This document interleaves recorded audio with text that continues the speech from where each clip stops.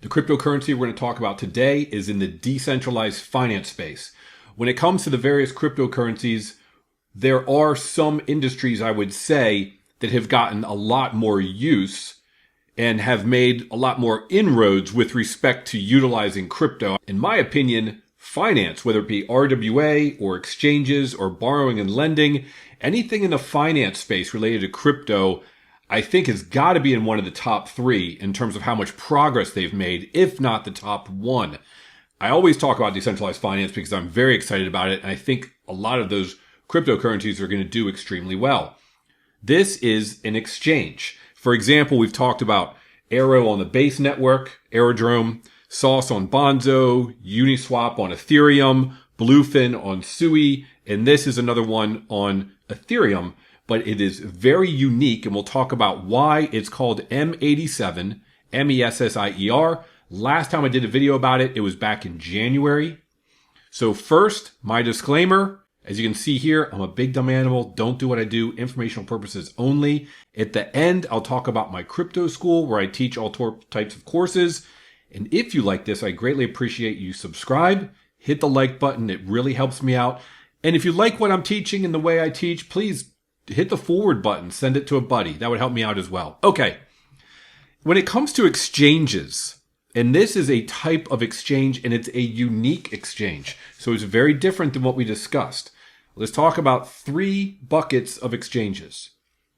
Centralized exchanges, like a Coinbase. When you purchase on that exchange, they're holding your crypto. They set the fees. And let's just say, for sake of argument, they probably have the highest fees, even if you use what's called their advanced version. I've got videos on how to do that, save on fees. But typically that's the most expensive in terms of fees. Then you have the decentralized exchanges, like a Uniswap or some of the other ones I mentioned earlier. Typically, there are fees involved, usually not as much as a centralized exchange, but there are because it will utilize liquidity pools where there's two different types of cryptocurrencies put in by various individuals, and that's what you're using to do the exchange of one for another. So if central exchanges have the highest fees, let's just say that decentralized exchanges have the middle of the road fees. This is a P2P, peer-to-peer. And why I get so excited about it, and we'll talk about pricing last, but if you love technology, you would say to yourself, centralized exchanges, what's better than that? A decentralized exchange, what's better than that? This is the next iteration, a P2P exchange, peer-to-peer. Now you might say that a decentralized exchange is a peer-to-peer, but it's using liquidity pools. This is literally going from my wallet to your wallet. I want to buy some M87 from you and you have it. I'm going to give you Ethereum. You're going to give me the M87. There's no liquidity pool in the middle. There's no other exchange in the middle. It's direct one-to-one. They use smart contracts and they use escrow. So in other words, your M87 goes into an escrow. If I'm giving you Ethereum goes into an escrow. When we've both put up our tokens, then it's released to one another.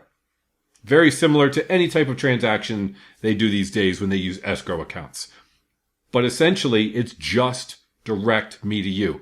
So this is fascinating. The other thing that's interesting, and I'll just go through a couple of these, they talk about zero tax and no slippage. Slippage is when, let's say you do a market order and you're hoping for a particular price, but you're going to get whatever the market's got. And sometimes you may want a particular price and you may not get that price. So in other words, the price can slip a little bit. You're not getting that exact price. But with P2P, it's an agreed upon price. I'm saying that I'm not buying it unless I'm getting that exact price, and you're not selling it unless you get that exact price. The other thing is zero tax. Sometimes built into these smart contracts are taxes of anywhere from 1 to 10%. So you're going to get less of that particular token when you're doing that swap. So there's no taxes and there's no slippage. So you're going to get the closest price possible. The reason I wanted to bring these up again, even though I talked in January, is because I saw they had posted that for this week, they've got some updates. They talk about the various updates, but the one I find is most interesting is their fallback. And what that means is, if I put in an order and I say I want this particular crypto exactly at $1.285, it can sit there for quite a while because it will never execute unless someone else comes along that wants to do that exchange. It has a fallback where it will go out to multiple decentralized exchanges. So let's say I want 10,000 at that price and it finds someone and they'll give me 8,000, but that's all they have. I can go ahead and set it up to do a fallback. And that means that we will do the deal for that 8,000 exactly the way I wanted it. And then it's going to go out on your behalf in the background. You don't have to do anything. Go to those other exchanges and find the best deal to get you that price and then come back and fill those other 2,000. And you can give it a time limit.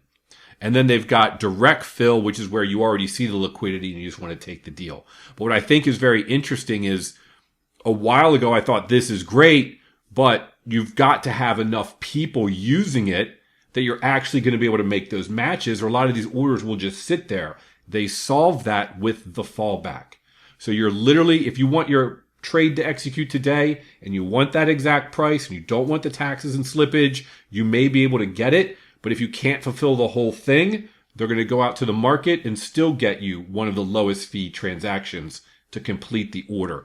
So in my opinion, centralized exchanges, decentralized exchanges, and this is the next iteration of exchanges. Now, the technology is great, in my opinion. Does that mean it's going to be picked up and used?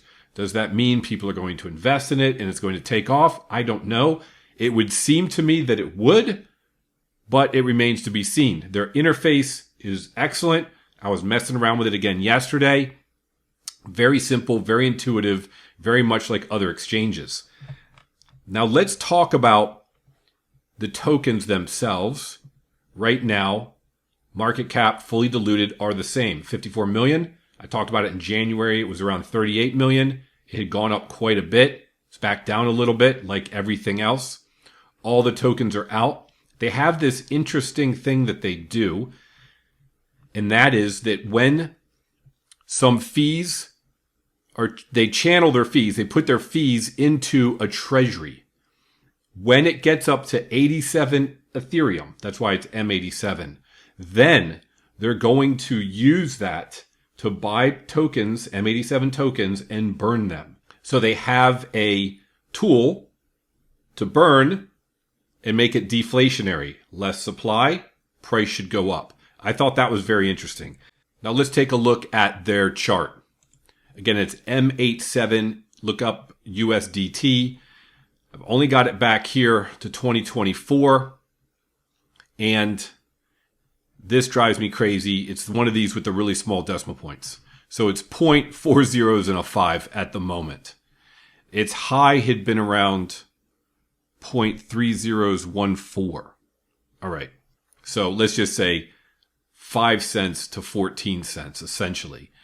Using some Fibonacci extension, it looks like it's got it going up to about 26. So if you said it was around 5 cents, it would be up to about 26 cents, relatively speaking. But it's really 0.00005.